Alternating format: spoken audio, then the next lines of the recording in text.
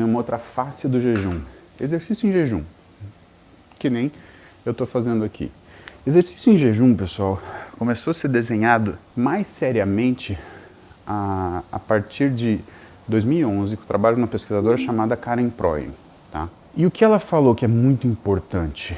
Ela falou que a intensidade do exercício determina se aquilo é jejum ou não. Como assim? Eu te explico.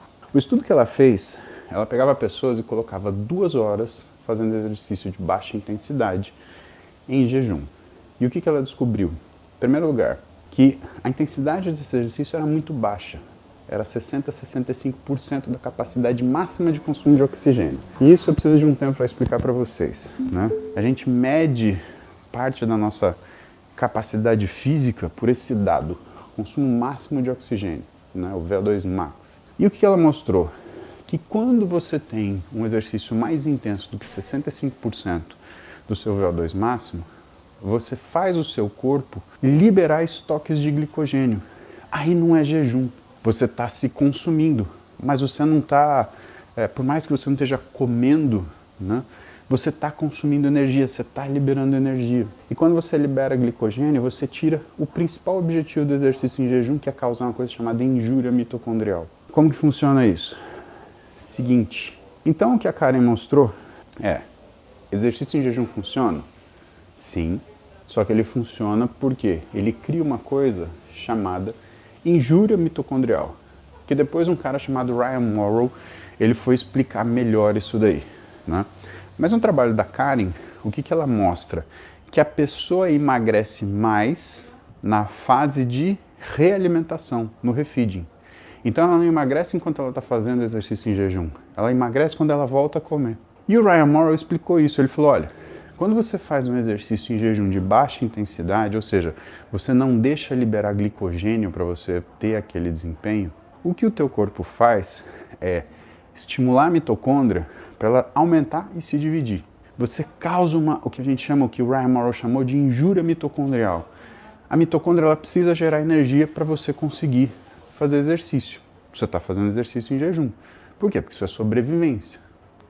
Só que ela não tem energia disponível para fazer isso. Quem fez uma faculdade da saúde passou por bioquímica e o professor de bioquímica falou a famosa frase: a gordura queima numa chama de carboidratos, tá?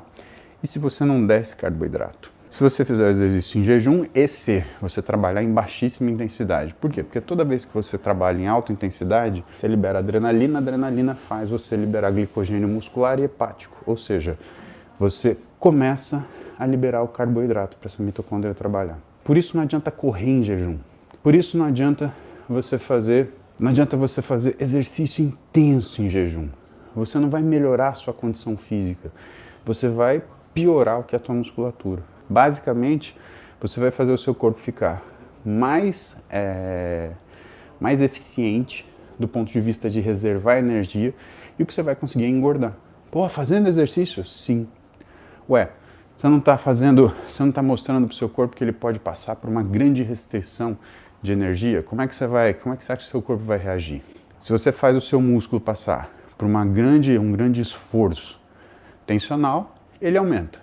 Se você faz o seu corpo passar por uma grande restrição calórica, ele aumenta a capacidade de guardar energia. Simples assim. É por isso que... Bom dia, irmão. Grande de Salles. É por isso que boa parte das pessoas que elas fazem essas coisas elas usam o jejum como uma forma de emagrecimento rápido, né? Elas acabam não tendo sucesso a médio nem longo prazo e, pelo contrário, elas acabam ganhando gordura. Pensa o seguinte, você tem um carro e esse carro ele é capaz de fazer uma viagem de 300 quilômetros, só que aí você precisa ir para Marília.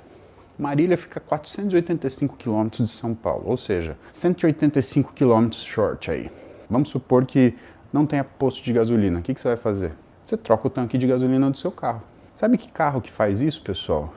Porsche 911. Um dos itens que você pode escolher é um tanque de gasolina maior, porque normalmente ele vem com um tanque de gasolina pequeno, porque ele não é bem um carro de passeio, ele é um carro de pista. Ora, vamos transportar isso para o nosso mundo.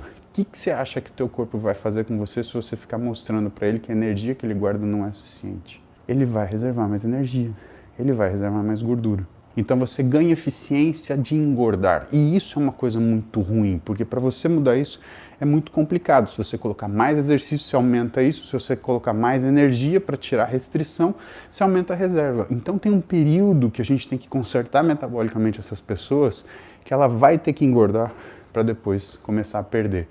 Porque é um tratamento mais metabólico do que necessariamente um tratamento mais mecânico das coisas do dia, como, por exemplo, quantidades de caloria, quantidades de exercício. Por isso que a gente tem que ter calma quando a gente falar de jejum. E se você falar de jejum, você tem que falar de nutrição.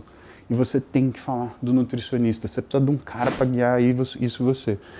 Eu diria que o jejum é exatamente como o Monjaro, como o Ozempic, como vai ser a retatrutida.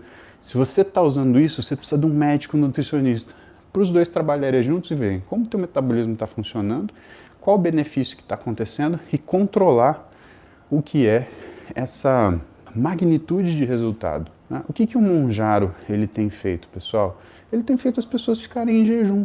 Para pensar. O Monjaro emagrece? Não, ele tira a fome e ele tira o apetite, né? Fome.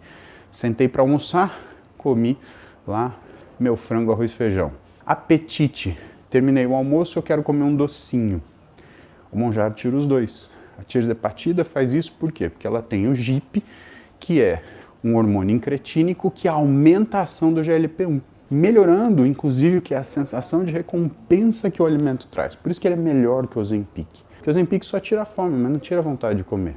Então o sujeito ele para de comer comida e começa a comer bolacha. O Monjaro já não acontece isso.